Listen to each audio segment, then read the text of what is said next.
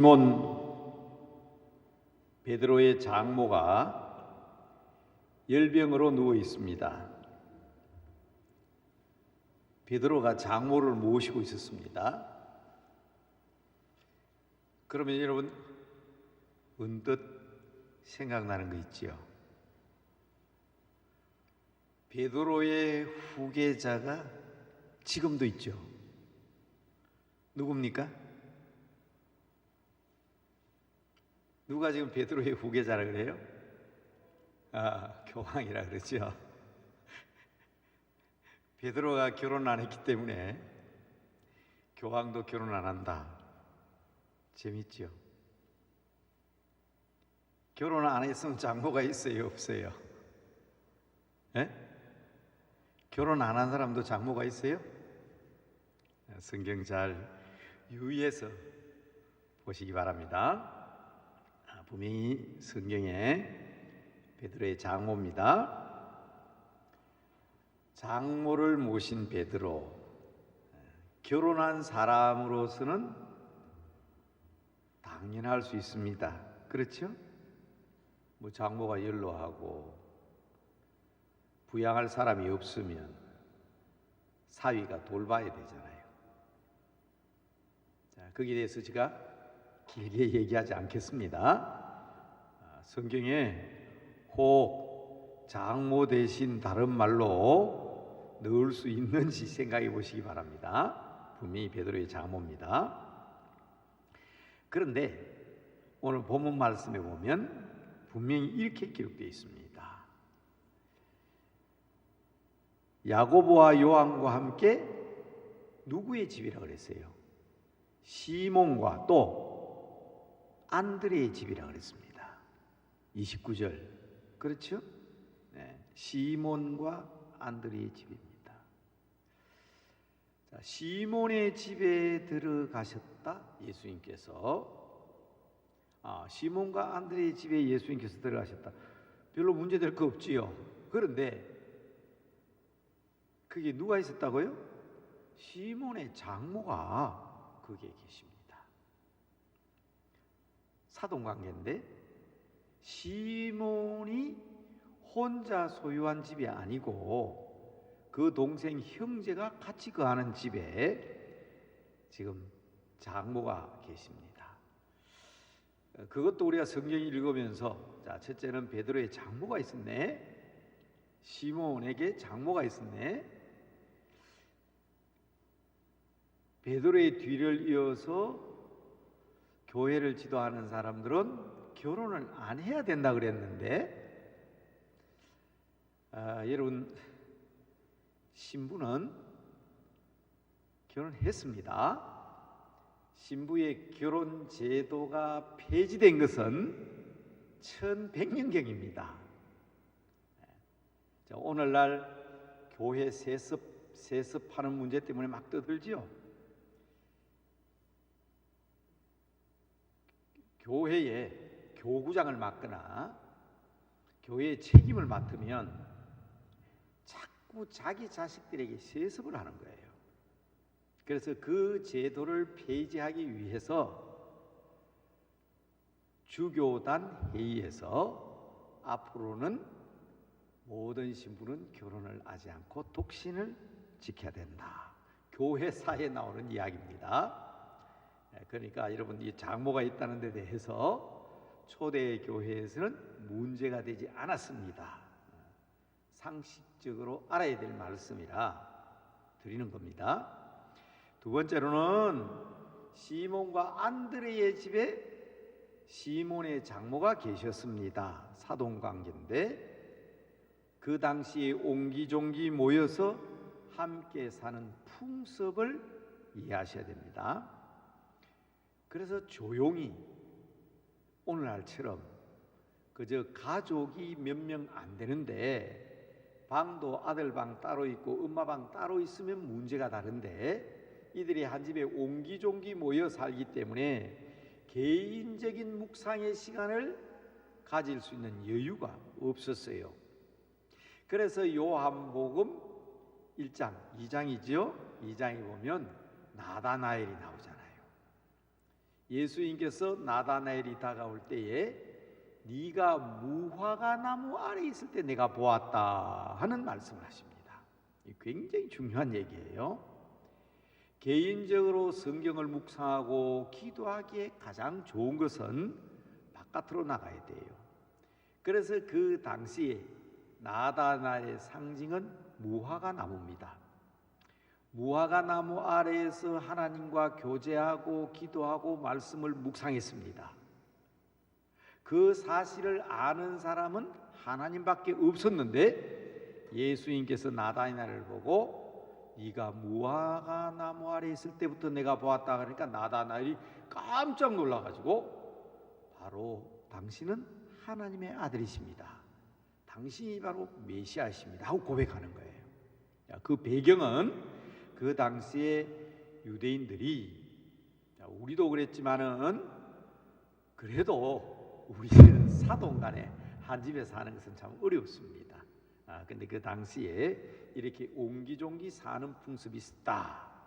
그냥 간단하게 지나가는 말씀이지만 그거 두 번째 아실 필요가 있고요.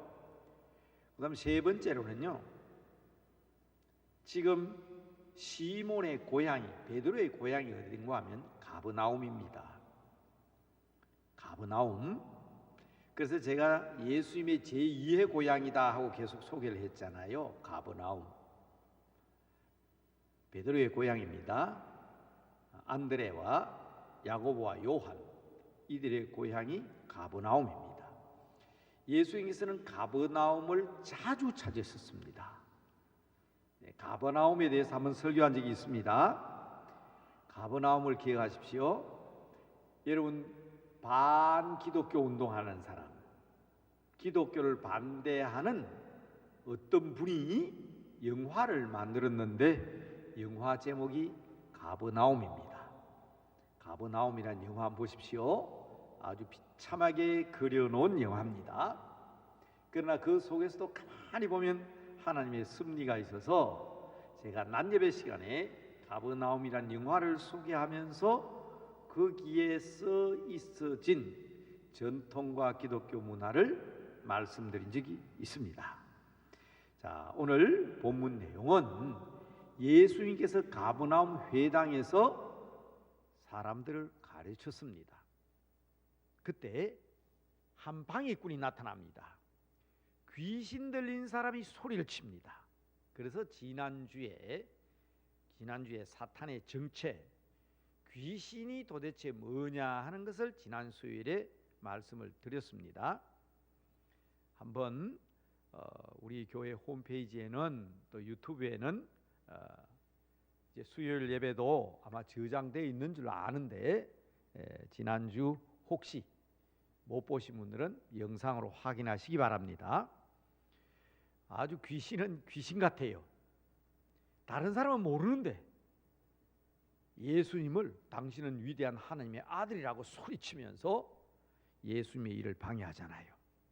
그래서 예수님께서 귀신 들린 사람으로부터 귀신을 내쫓으십니다. 그리고 회당에서 나오셔서 시몬과 안드레의 집으로 향했습니다. 그냥 베드로의 집이다 이러면 될 텐데 베드로와 안드레의 집이다 하고 구태여 마가가 밝혀놓은 이유에 대해서 한번 생각해 보시라고 제가 이 말씀을 드리는 겁니다. 장모가 그 집에 있었다 하는 것을 기억하시라고 말씀드렸습니다. 그런데 세 번째 기억해야 될 것은 물론 야고보와 요한도 동행합니다. 야고보와 요한이 형제고 시몬과 안드레가 형제입니다. 각각 형제 이 네 사람이 다 예수님의 제자들의 이름에 기록되어 있습니다. 그런데 세 번째 제가 말씀드리려고 하는 것은 베드로의 장모가 열병이 들린 것을 예수님이 알고 가셨을까? 예수님은 알고 가셨을 수 있습니다. 그러나 예수님께서 베드로의 집에 가실 때에 미리 베드로의 장모가 열병에 걸렸으니 낫게 하러 가자 그게 아니었어요. 나사로가 죽었을 때는 예수님께서 가시면서 이렇게 말씀하십니다. 나사로가 잠들었다. 깨우러 가자 그러셨죠? 자, 성경 잘 읽어보셔야 됩니다. 미리 열병 소식을 듣고 가셨다는 기록은 없습니다. 그런데 이 문제를 가지고 예수님을 알고 가셨나 모르고 가셨나 그 논쟁의 대상이 안 됩니다. 그분은 물론 하나님이시지만은 하나님의 모든 지위를 포기하시고 사람으로 오신 분입니다. 그렇기 때문에 인간으로 말하면 모르고 가실 수도 있습니다. 그러나 그분은 하나님이시잖아요. 육신적으로는 완전한 인간의 몸으로 오셨지만 영적으로는 어떤 상태에서 알고 가셨는지 그 부분에 대해서는 논쟁의 대상이 되지 않습니다. 다만 제가 말씀드리는 것은 열병 소식을 미리 듣고 가신 것은 아니다.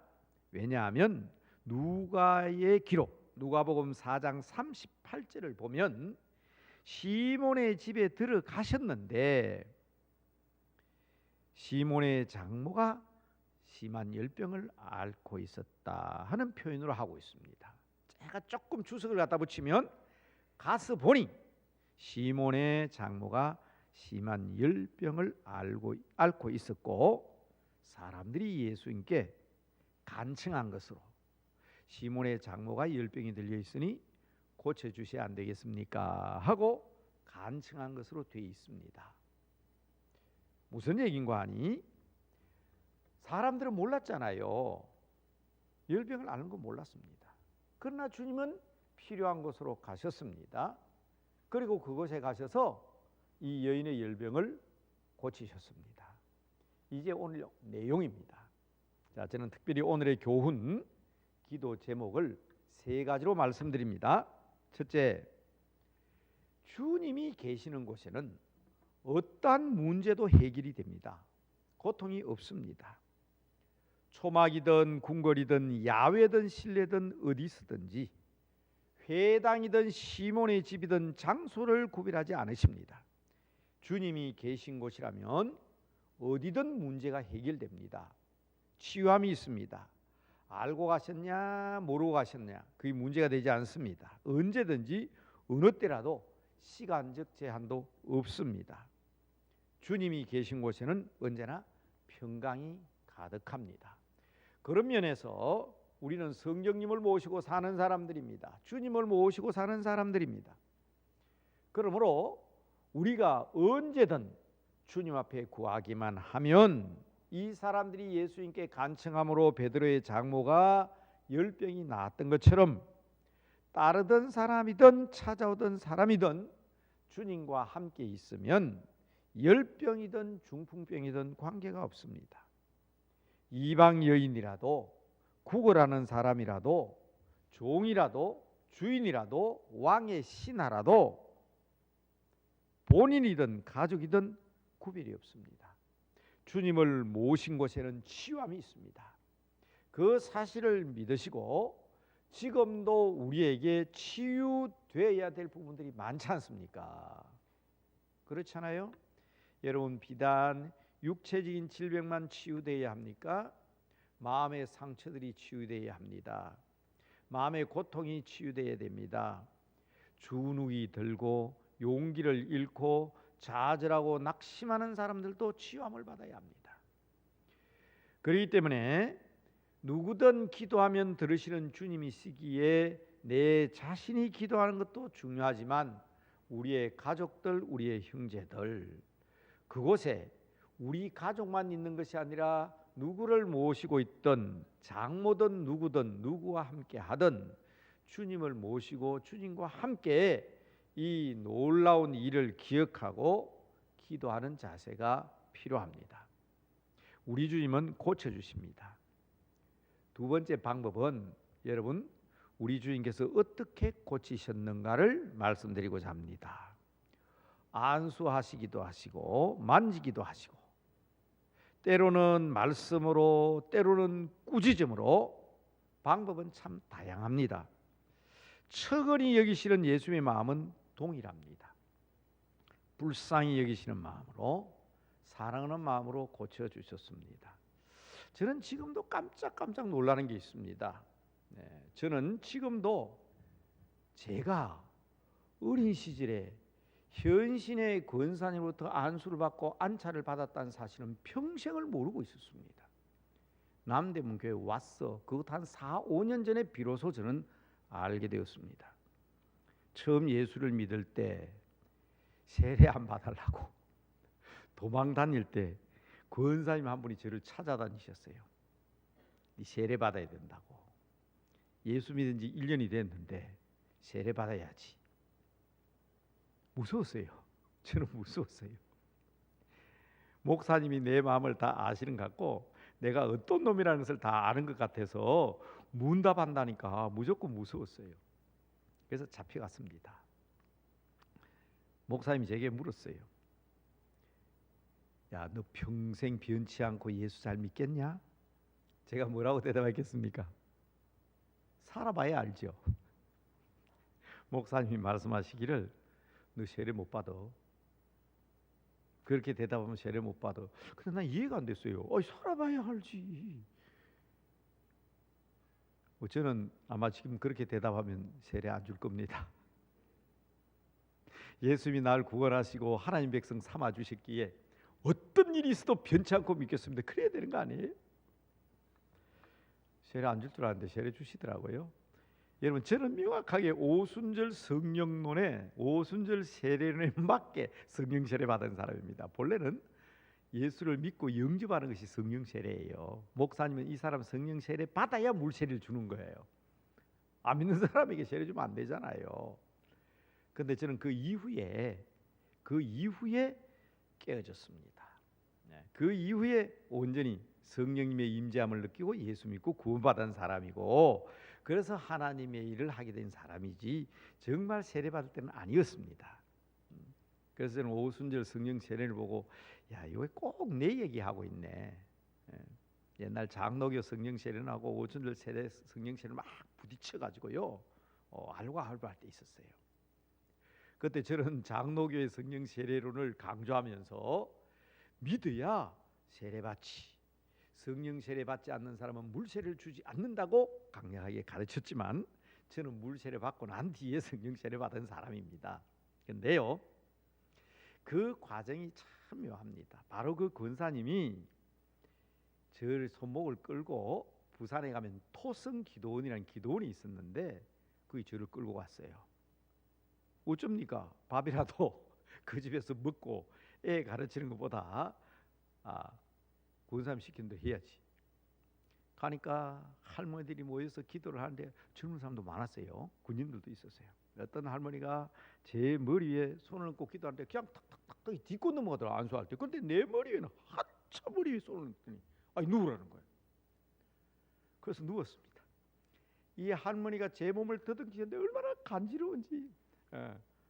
할머니지만은 그래도 내 몸에 여자분의, 미안합니다, 그런 표현을 써서, 막 몸을 더듬으면서 기도. 나는 간지러워서 킥킥킥 웃었어요. 몸을 간지럽히니까 간지럽지, 웃지. 그랬더니 머리를 탁 때리면서 말이야, 기도하는데 그냥 웃고 있다고. 그러면서도 한 번에 끝나는 게 아니고 부산에 내려오실 때마다 저는 그 권사님이 누군지 모르죠. 그래서 저는 안수 안차를 참 많이 받았습니다. 근데 다른 사람은 저렇게 간지러운데 다른 사람은 어떻게 하는가 이렇게 봤거든요. 어떤 군인 아저씨가 안차를 받는데 막 주여, 그런데 저 간지러우면 주여 해야 되는가 보다. 그런데 그 다음에도 안 되더라고. 막 몸을 더듬으니까 막 킥킥 웃고 그랬죠. 잊어버렸어요. 예수 믿고 잊어버렸습니다. 목사 안수도 받고 목회도 하고 잊어버렸는데, 한 4, 5년 전에 그 권사님의 딸이, 이제 나이가 이제 그 권사님 딸도 그 60 다 됐잖아요. 아마 내 기억에는 중학교 3학년 될 때 제가 아마 가르쳤던 것 같아요, 교사로. 근데 얘가 고등학교 졸업하고 보이질 않았다. 그런데 그 남동생이, 제가 6학년 때 가르쳤기 때문에 자주 우리 교회도 왔고요. 그 아버지가 107살인가 110살에 돌아가셨는데 우리 교회 출석했습니다. 그 동생이 남자 집사인데 감리교회에서는 권사입니다. 남자지만. 그리고 아버님을 모시고 우리 교회 한 몇 달 다녔어요. 그래서 작년 한 3년 전에 백몇 살로 돌아가셔서 제가 장례식에 집례도 하고 했습니다. 그때는 이미 우리 교회 다니지 않고 저 인천에 있는 인천 제일교회 감리교회에서 찬양대 지휘자로 있었어요. 우리 교회 다니다가 나중에 이제 수원성 감리교회에서 지휘하다가 지금 중국 와서 사업을 합니다. 그분 누나예요. 만났어요. 그래서 제가 물었습니다. 야, 어떻게 고등학교 졸업하고 너가 보이질 않냐? 어디 갔었어? 그랬더니 고등학교 졸업하고 어머니가 서울에 가서 공부하고 서울에서 살아 해가지고 서울로 왔는데 누구 집에 있었냐 물어봤더니 현신의 권사님 집에서 결혼할 때까지, 현신의 권사님 돌아가실 때까지 현신의 권사님 댁에 살았다는 거예요. 네가 현신의 권사님 어떻게 아냐? 그랬더니 아니 목사님 늘 토성동 기도원에 와가지고 늘 안수하고 안차하던 그분 아닙니까? 그래서 깜짝 놀랐어요. 자, 현신의 권사님에 대한 얘기는 많이 들었지만 그분이 그분이란 걸 몰랐어요. 그래서 제가 때때로 귀신도 내어 쫓고 병든 자를 고치기도 하고 하는 역사가 저도 모르게 가끔 나타나는 걸 보고서 제가 깜짝 놀랐거든요. 그래서 우리 목사님들 계십니다만은 제가 가끔 그런 얘기합니다. 우리 목사님 앞에서는 야, 내가 이래도 현신의 권사님한테 안수 안차를 받았더니 내가 아마 능력이 있는가 보다. 그런 얘기를 자주 했습니다. 여러분 옛날에 우리 할아버지 할머니들 옛날 우리 어른들은 꼭 안수를 받고 안차를 받아야 병이 낫는 줄 알았습니다. 자, 그래서 오늘 이 얘기를 길게 하는 것은 예수님의 방법은 꼭 안수와 안찰만 있었던 건 아닙니다. 때로는 말씀으로만 내쫓기도 하셨고 때로는 꾸지점으로 내쫓기도 하셨습니다. 때로는 예수님은 그냥 지나가시는데 예수님 뒤에 와가지고 옷단만 만져도 구원받잖아요. 뭘 말씀드리고 하는 겁니까? 중요한 것은 우리의 믿음입니다. 주님께서 우리를 측은히 여기시고 우리를 사랑하는 마음, 불쌍히 여기는 마음을 가지고 계시기 때문에 우리가 이 사실을 믿고 기도하면 고쳐주십니다. 꼭 그렇게 안수받고 안찰 받아야 능력 받는 거 아니잖아요. 우리의 믿음으로 되는 것 아닙니까? 자, 누가복음 4장 39절에는 예수님께서 가까이 서서 이렇게 되어 있습니다. 누가복음에는 베드로의 장모 곁에 서서 열병을 꾸짖으신데 이렇게 되어 있습니다. 꾸짖으셨다. 마태복음 8장 15절에는 예수님이 베드로 장모의 손을 만지시니 분명히 그렇게 되어 있습니다. 손을 만지시니 자막이 나오는데 글자가 보입니까? 그의 손을 만지시니 열병이 떠나가고 마태복음 8장 15절은 그렇게 되어 있습니다. 그리고 마가복음에는 다른 방법으로 기록합니다. 나아가사 그 손을 잡아 일으키시니. 자, 마태, 마가, 누가복음에 똑같은 사실이 기록되어 있는데 각각 다르게 표현되어 있습니다. 꾸짖으셨다, 손을 만지셨다, 잡아 일으키셨다. 이거 왜 다릅니까? 그게 중요한 게 아니라는 것을 말씀드리는 겁니다. 주님께서는 다양한 방법으로 환자들을 고치시기도 하시고 치유하셨는데 그 방법은 다양했습니다. 그러나 중요한 것은 주님께서 우리를 긍휼히 여기시는 마음이고 우리가 그 사실을 믿는 마음입니다. 저는 여러분 기도 부탁할 때 기도할 때 꼭 저는 그렇게 기도합니다. 저는 좀 믿음이 약하고 부족해도 이분이 목사에게 기도 받으면 분명히 나을 줄 믿고 나왔다면 그 믿음이 얼마나 귀합니까? 그래서 저는 꼭 그렇게 기도합니다. 사랑하는 아들이 담임 목사가 기도하면 병 나을 줄로 알고 나왔습니다. 하나님 믿음대로 역사하여 주시옵소서. 아마 저와 함께 기도하신 분들은 그렇게 기억하실 겁니다. 그래서 저는 그분들의 믿음을 통해서 신비한 역사가 나타나는 것을 많이 목격했습니다. 손 목사가 능력이 있어서 아까 말한 것처럼 현신의 권사님한테 안수받고 안찰했기 때문에 제게 능력이 있는 게 아니고요. 그 사람의 믿음이, 손 목사는 아무것도 아니지만 틀림없이 주의 종이니까 이분이 기도하면 주님께서 낫게 해 주실 것이라는 그 믿음 때문에, 본인의 믿음입니다. 그게 참 중요합니다. 그래서 저는 기도를 받기를 원하는 사람은 본인의 믿음으로 나와서 기도를 받으라고 합니다. 아까 낮에도 우리가 몇 분하고 제가 그런 말씀했습니다마는 기도원에서 수십 명을 꿇어앉혀놓고, 지금은요 기도원에도 코로나 때문에 본인이 원치 아니하면 또 공개적으로 안수하거나 기도원에서 안찰하지 않습니다. 지금은 금하고 있어요. 그렇지만 특별한 경우에는 나와서 기도하기를 원하거든요. 저도 깜짝 놀랄 때가 있습니다. 그럴 때마다 그분 가운데 어떤 분은 목사님 큰 능력 받았습니다. 그럴 때 제가 하는 말이 있습니다. 본인의 믿음입니다. 주님께 감사하십시오. 제게 능력이 있는 것이 아닙니다. 중요한 것은 주님께서 긍휼히 여기시고, 주님께서 불쌍히 여기시고, 주님께서 측은히 여기시고, 주님께서 사랑하는 마음으로 고쳐주시는데, 그 측은히 여기고 사랑하시고 불쌍히 이런 그 마음이 어디에 부딪혀야 되느냐? 엔카운터라고 합니다. 그걸 그냥 미트 아닙니다. 미팅 아닙니다. 주님의 마음과 우리의 마음이 미팅이 되는 거 아니에요. 엔카운터가 돼야 돼요. 자, 요거까지 제가 설명을 드리고 이제 결론을 맺겠는데요. 영어를 하시는 분들은, 영어 공부를 하시는 분들은 이 엔카운터와 미팅은 다르다는 거 아시죠? 미팅은 여러분 회사에서, 직장에서 아침 모임을 가지는 미팅입니다. 미팅.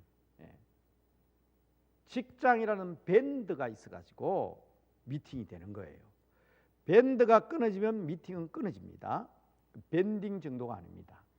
엔카운터는 쉬운 말로 밴딩이 아니고 본딩입니다. 본드풀 아시죠? 본딩. 탁 완전하게 이럴 때 역사가 나타나는 거예요. 엔카운터 스펠은 COUNTER입니다. 사전 찾아보시면 적과 마주보고 조우한다 이래 돼 있어요. 전쟁이 일어날 때 상대방하고 적군과 아군이 딱 조우한다, 마주보고 지금 노려보고 있는 거예요. 빈틈이 생기면 공격당합니다. 그렇게 마주보는 상황에서 만나는 것을 엔카운터라고 합니다. 그런데 교육학에서는 그렇게 해석하지 않습니다. 이 기독교 교육학에서 이 엔카운터를 굉장히 중요합니다. 우리는 예배 시간에 하나님과 엔카운터 돼야 됩니다. 학생들도 없는데 제가 전치사 얘기해서 죄송하지만 with라는 전치사를 반드시 쓰게 돼 있어요. encounter with God 하는 말은 여기 하나님이 계시고 내가 있는데, 예배는 어떤 거냐? 미팅에서 만나면 안 됩니다. encounter 돼요. 하나님과 하나가 돼야 됩니다. 제 손가락 보시면 이게 encounter입니다. 본딩입니다. encounter with God, 하나님과 엔카운터가 되면 우리가 감동을 받기 때문에 encounter with me가 됩니다. 나를 보게 돼 있어요. 대표적인 사람이 베드로입니다. 그물이 찢어질 정도로 고기가 잡히니까 주여 나를 떠나소서 나는 죄인입니다 그러잖아요. 그 뭔가 하면 주님을 이제 인격적으로 쫙 만나고 나니까 내 같은 사람이 자기를 보게 돼 있어요. 엔카운터 위드 가시 되면 반드시 엔카운터 위드 미가 됩니다. 여러분 우리가 기도할 때, 오늘도 권사님이 그렇게 기도하셨습니다마는 하나님을 만나고 성령님을 만나게 되면 나를 돌아보게 되어 있습니다. 그래서 우리들 스스로 우리 자신을 돌아보며 우리의 모습을 되돌아보자 하는 것은 하나님을 만난 사람들만이 가질 수 있는 엔카운터 위드 미의 역사입니다. 그럴 때 주여 나를 떠나소서 나는 죄인입니다. 그때 주님께서 나를 따르라 하시고 그에게 은혜를 주시니 너는 사람 낚는 어부가 되리라 할 때 그걸 우리는 뭐라 그러냐? encounter with others. 타인들을 위해서 다른 사람과의 만남을 하게 하는 겁니다. 자, 여러분 제가 결혼 주례를 하게 되면 신랑 신부가 오게 되면 우리 영상으로 참여하신 우리 젊은이들 계시면 기억하실 겁니다. 제가 꼭 그 얘기합니다. 너희 두 사람이 장점만 보고 결혼하면 이것은 뭐가 되냐? 미팅이 된다. 미팅으로 결혼하면 큰일 난다. 왜? 장점만 보고 결혼했는데 보니까 단점이 보이잖아요. 나 몰랐다. 너 그런 사람인 줄 몰랐다. 어쩌다가 너 같은 사람 만났냐? 장점만 보고 결혼해도 단점이 보이니까. 이 미팅입니다. 그래서 저는 꼭 주례해달라고 부탁하면 이렇게 묻습니다. 몇 년 사귀었냐? 3년 사귀었습니다. 상대방에게 약점이 있냐 없냐? 정답은 약점이 있지요. 그런데 왜 결혼하냐? 제가 감당해야죠. 그게 엔카운터입니다. 그런데 어떤 사람을 합니다. 아이고 목사님 단점 없습니다. 살다 보면 단점 보이는데 어떻게 단점 있는 사람은 결혼합니까? 좋은 것밖에 없어요. 그러면서 하는 말이 있습니다. 목사님 죽을 때까지 눈에 눈꺼풀이 벗겨지지 않고 좋은 것만 보고 살게 해주십시오. 어떻게 부부가 사는데 좋은 것만 보고 사냐고. 어떻게 눈꺼풀이 벗겨지지 않을 수 있냐고. 그러면 제가 하는 말이 있습니다. 야, 가서 좀 더 사귀어보고 오너라. 약점이 무엇인지 알아보고 오너라. 장점 있잖아요, 손가락. 그죠? 들어간 단점이죠. 내 장점으로서 상대방의 약점을 덮을 수 있습니다.